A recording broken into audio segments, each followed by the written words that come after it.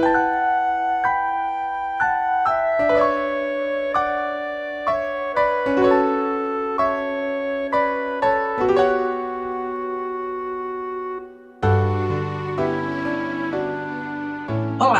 eu sou Clemar Cortes e nós estamos aqui para mais uma aula do módulo de Princípios Bíblicos da classe de Escola Bíblica Dominical Vida Cristã Vitoriosa.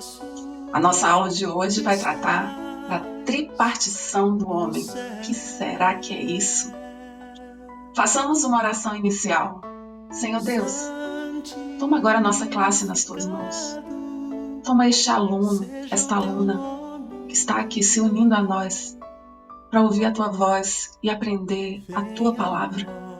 Que todas as barreiras da mente, todas as barreiras da alma, todas as barreiras espirituais e físicas sejam neutralizadas em nome de Jesus.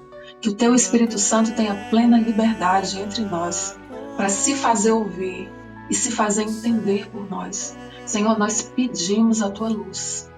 Acrescenta, Senhor, a nossa fé, de maneira que nós possamos crer naquilo que o Senhor nos ensinar.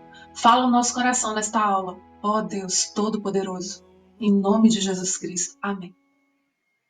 Em nossas últimas aulas, nós aprendemos como Deus ordenou a Moisés que, durante a travessia do povo hebreu no deserto, construísse um tabernáculo, uma casa, uma morada para a presença de Deus no meio do povo de Israel. O que aconteceu depois é que o rei Salomão, por ordem do seu pai, o rei Davi, ele empreendeu uma grande obra, a construção de um templo.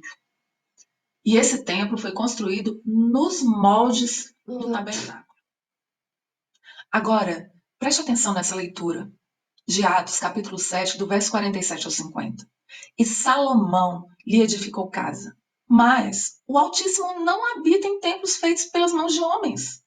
Como diz o profeta, o céu é o meu trono e a terra o estrado dos meus pés. Que casa me edificareis, diz o Senhor? Ou qual é o lugar do meu repouso? Porventura não fez a minha mão todas estas coisas? Raciocina comigo. O Senhor é o Deus Todo-Poderoso. Qualquer riqueza desse mundo é muito menor, mas muito menor do que quem Ele é. Que presente que a gente pode dar para Ele, que Ele já não tenha. Ele é muito maior do que qualquer coisa criada. Como é que nós vamos construir uma casa para Ele? Como que nós vamos construir uma casa para esse Deus? E aí vem a pergunta que não quer calar. Se Ele não habita em templos construídos pela mão de homens, por que que Ele ordenou Moisés que construísse o tabernáculo? O tabernáculo era uma tenda. Por que que Deus ordenou Moisés que construísse o tabernáculo do jeitinho que Ele mandasse? E se Deus não habita em templos construídos pela mão de homens, por que que quando Salomão construiu o templo e inaugurou, a glória de Deus encheu o templo? Como que a gente explica isso? E aconteceu que, quando eles uniformemente tocavam as trombetas e cantavam, para fazerem ouvir uma só voz, bendizendo e louvando ao Senhor, e levantando eles a voz com trombetas, com símbolos, com outros instrumentos musicais, e louvando o Senhor, dizendo porque Ele é bom, porque a sua benignidade dura para sempre, então a casa se encheu de uma nuvem, a saber, a casa do Senhor. E os sacerdotes não podiam permanecer de pé para ministrar por causa da nuvem, porque a glória do Senhor encheu a casa de Deus. Segundo o livro de Crônicas, capítulo 5, versos 13 e 14. Gente, Deus ordenou que se construísse o tabernáculo e permitiu a Salomão que se construísse o templo, porque tanto o tabernáculo quanto o templo eram uma profecia, os quais servem de sombra e exemplo das coisas celestiais.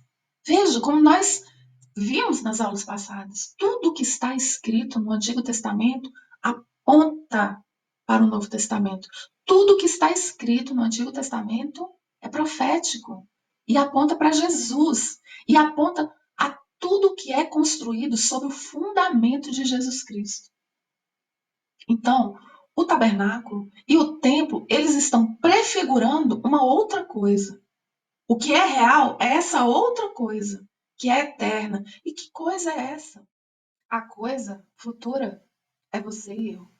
Vós sois o templo do Deus vivente. Como Deus disse, neles habitarei, entre eles andarei, eu serei o seu Deus e eles serão o meu povo. Nós somos o tabernáculo do Deus vivo.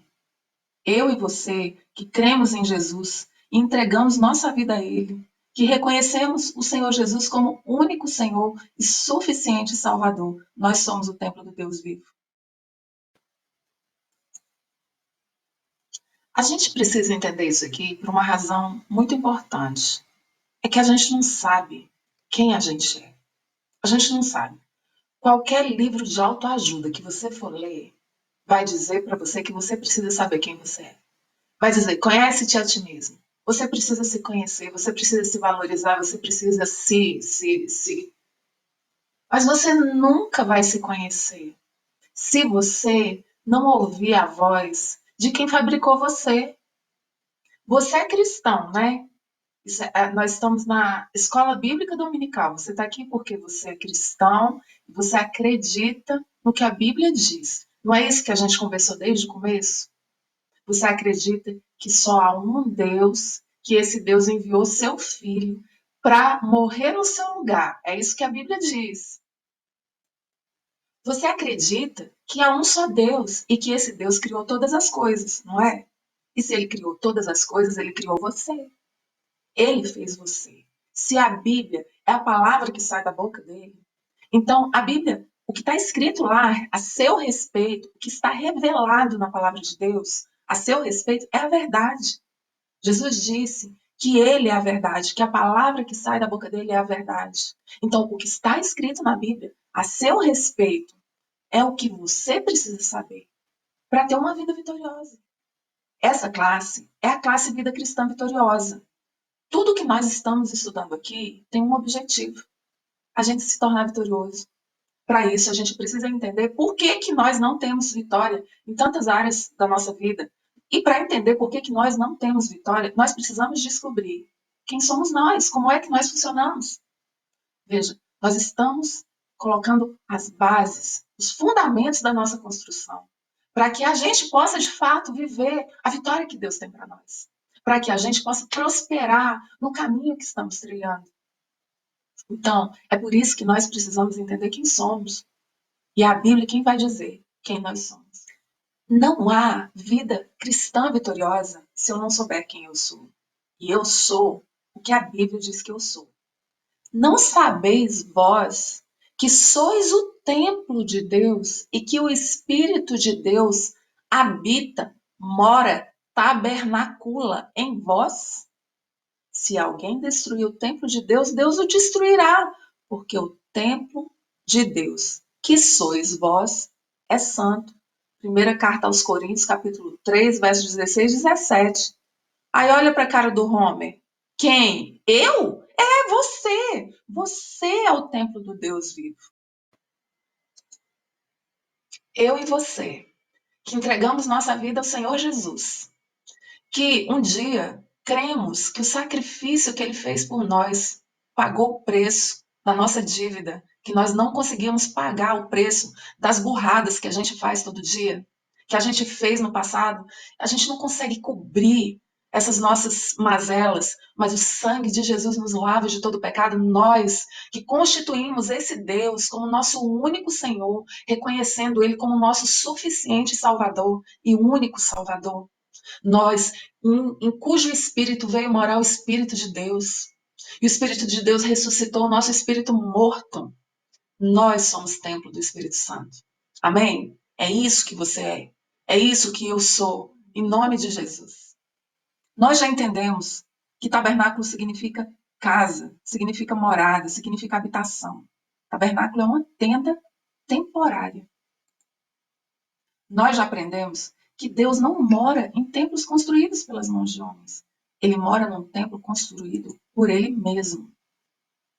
Nós aprendemos que o tabernáculo e o templo, que foram construídos ali no Antigo Testamento, eles são uma profecia. Eles são exemplo e sombra de coisas celestiais. E que essa coisa celestial sou eu e você. Somos nós que entregamos a nossa vida a Jesus. E que no momento em que fizemos isso, o Espírito Santo de Deus veio habitar, veio morar dentro do nosso espírito. E para que isso acontecesse, o Espírito de Deus fez reviver o nosso espírito morto. O tabernáculo representa você e eu. Então vamos entender isso. Vamos entender o que significa isso. Ora, assim como o tabernáculo e o templo eram subdivididos em 3 partes, assim é todo ser humano. A Bíblia nos ensina que nós somos subdivididos em 3 partes, exatamente como o tabernáculo, exatamente como o templo de Salomão. Nós habitamos dentro de um corpo, nós expressamos uma alma e nós somos um espírito. É isso que nós somos, um tabernáculo dividido em 3 partes. Entenda. Veja o que a Bíblia diz. E o mesmo Deus de paz vos santifique em tudo, e todo o vosso espírito e alma e corpo sejam plenamente conservados irrepreensíveis para a vinda de nosso Senhor Jesus Cristo. Primeira carta aos Tessalonicenses, capítulo 5, verso 23. Veja, a Bíblia diz que você não é feito de uma parte só, nem de 2 partes só. Você é feito de 3 partes: espírito, alma e corpo. As pessoas, de maneira geral, elas percebem que tem um corpo, mas elas também percebem que elas têm algo mais que o corpo.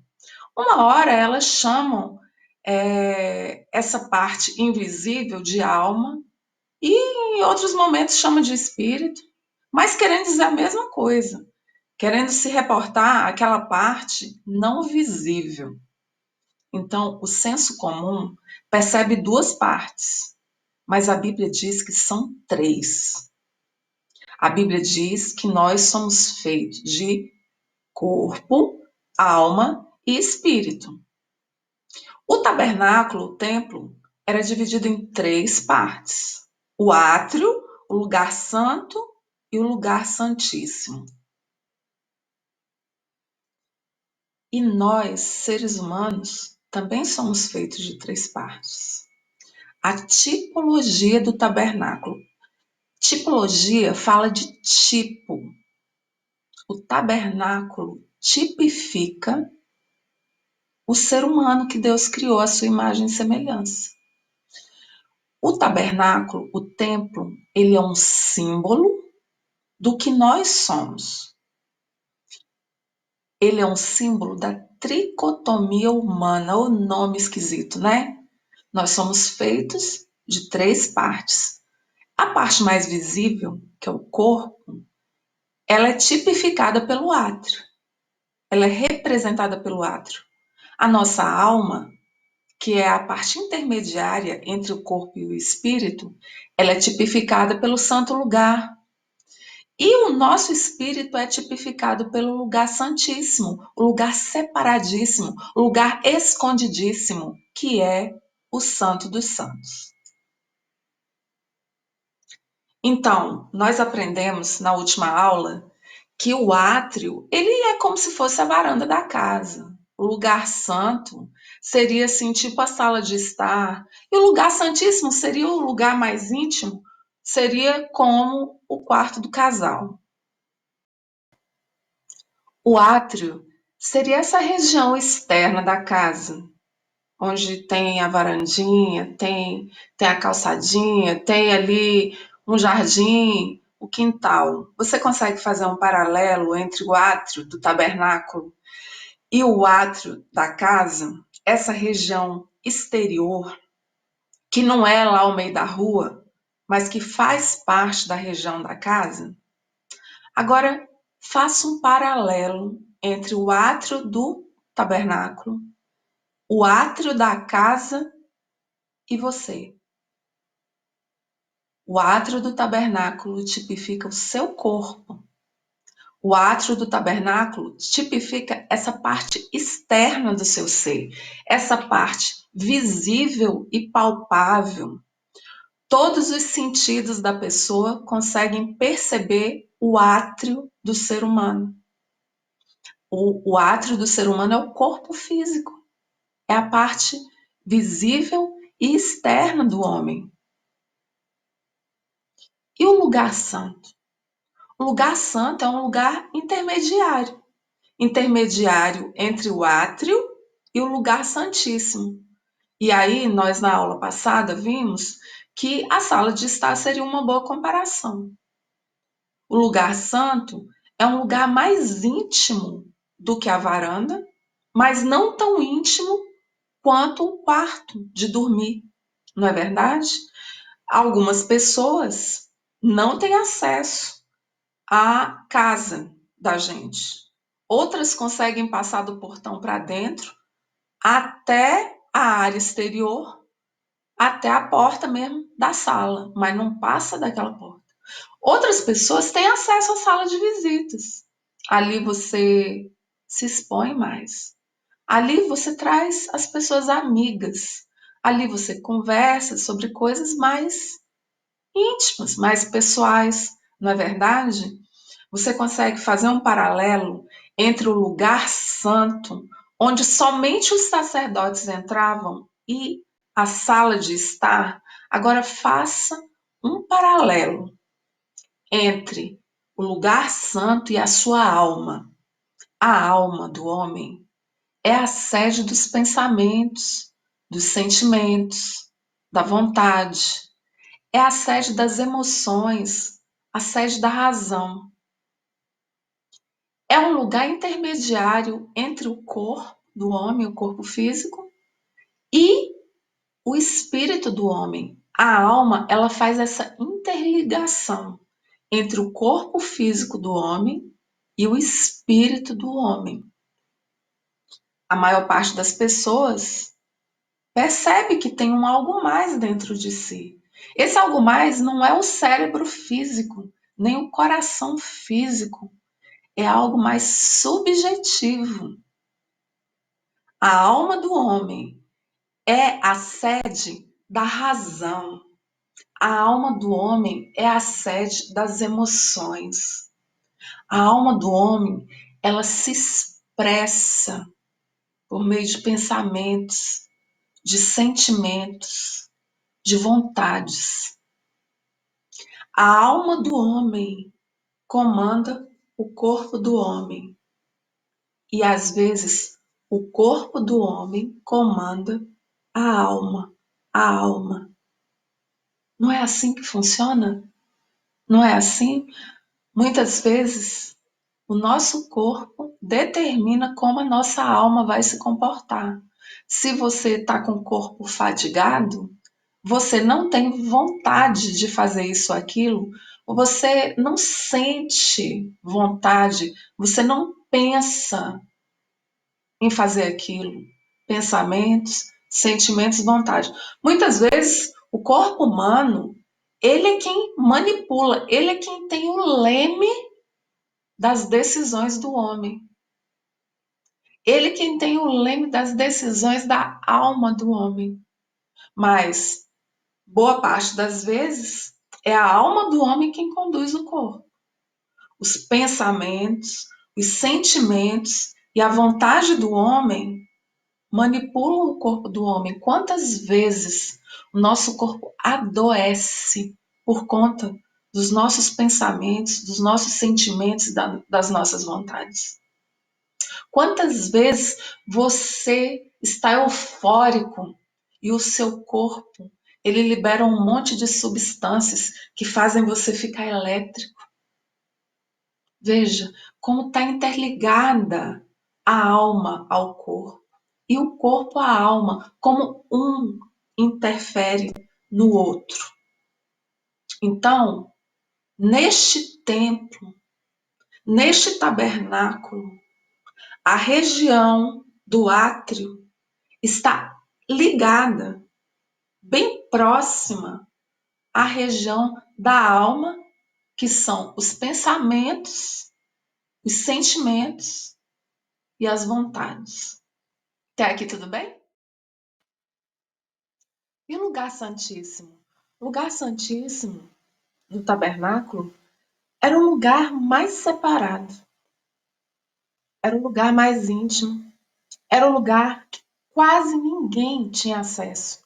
O povo tinha acesso ao átrio, Os sacerdotes iam até o santo lugar, mas só entrava no lugar santíssimo o sumo sacerdote uma vez por ano.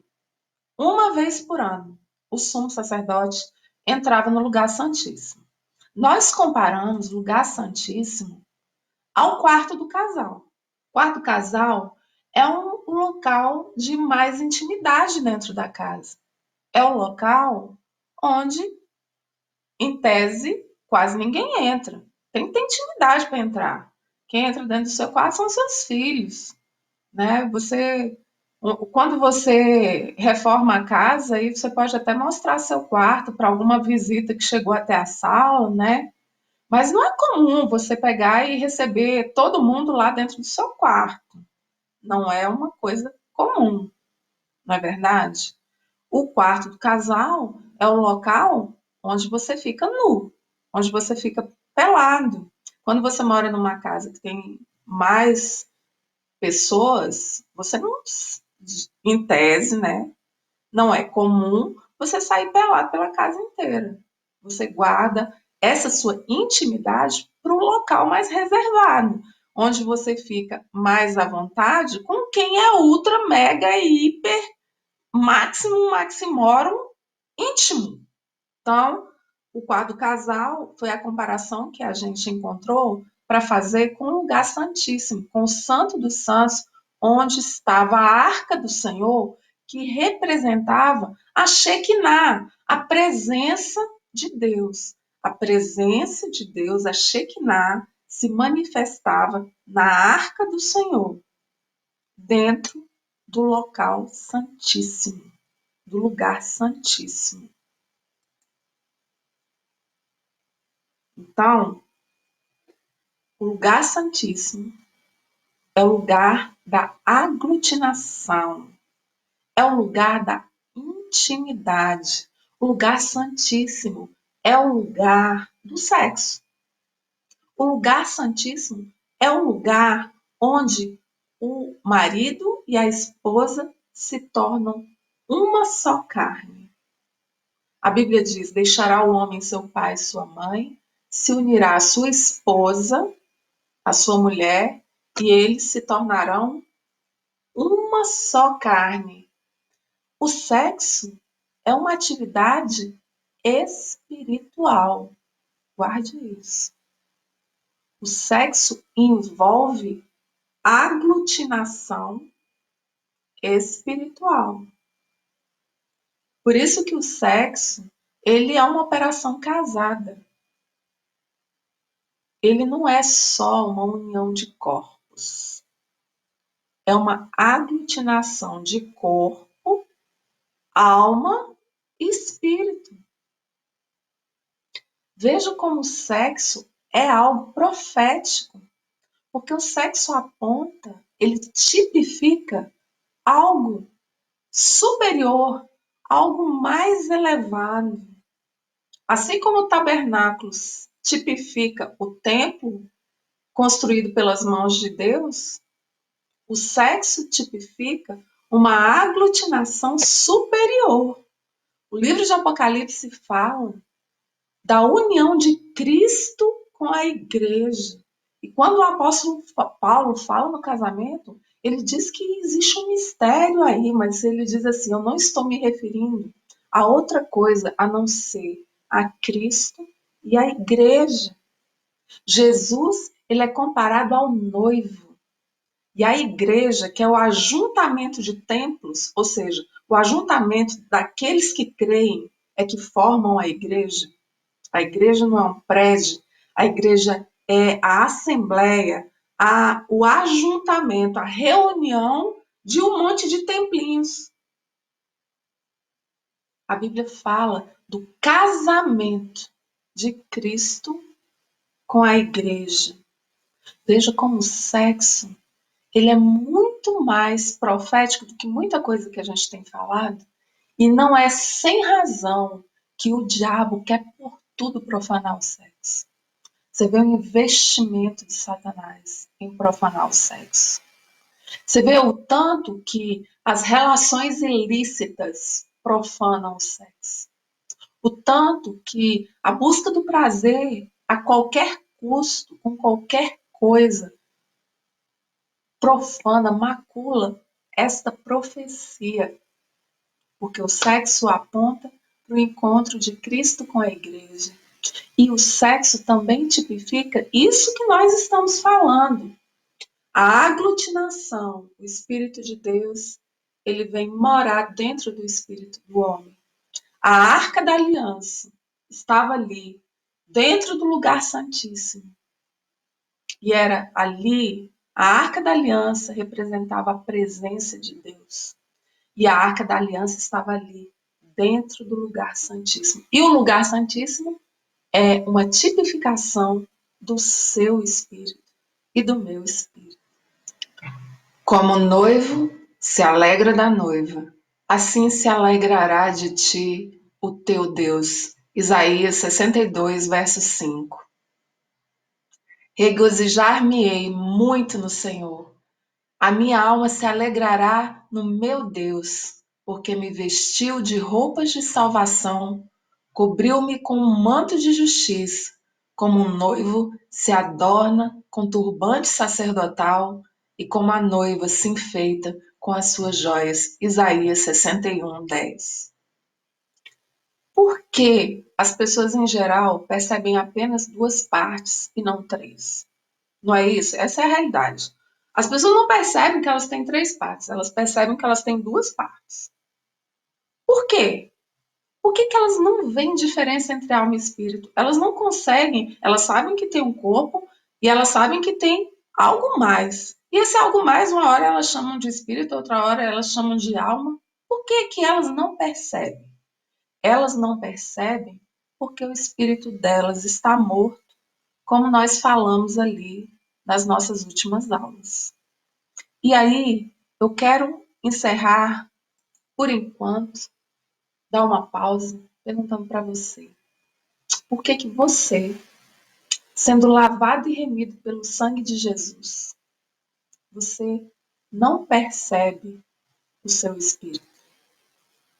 Por que você, sendo nascido de novo, sendo receptáculo do Espírito de Deus, tendo o Espírito Santo habitando no seu espírito, você não percebe o espírito? Muitas vezes não tem diferença entre você e as pessoas mortas, porque elas não percebem o espírito delas e você também não. Vocês já viram quando você conversa com um cristão que tem muita intimidade com Deus, ele fala, Deus me falou assim, assim.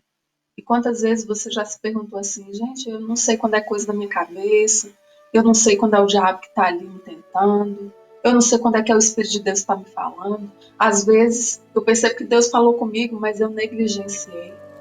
Eu não percebi a voz dele. Eu não soube identificar o Espírito Santo falando. O Espírito Santo, ele não é uma voz que vem de fora falando com você. O Espírito Santo é uma voz que vem de dentro.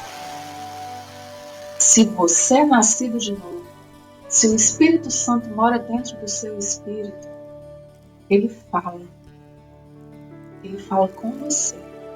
Mas quantas vezes você confundiu essa voz com a voz da sua alma? Quantas vezes você pensou, não, isso é coisa do diabo? Quantas vezes? Então, eu pergunto a você, por que eu e você, sendo nascidos do Espírito Santo, nós não percebemos a tricotomia do nosso ser? E essa pergunta, ela leva a uma outra pergunta que eu quero fazer para você. Por que, mesmo sendo nascido de novo e tendo o Espírito Santo habitando dentro de mim, eu tenho vivido tantas frustrações? Por que, mesmo eu sendo nascido de novo, eu tenho vivido uma vida de derrota em algumas áreas tão importantes da minha vida? Por que eu, sendo lavado e remido pelo sangue de Jesus, não sendo mais morto em meus delitos e pecados, eu ainda tenho enfrentado derrotas homéricas?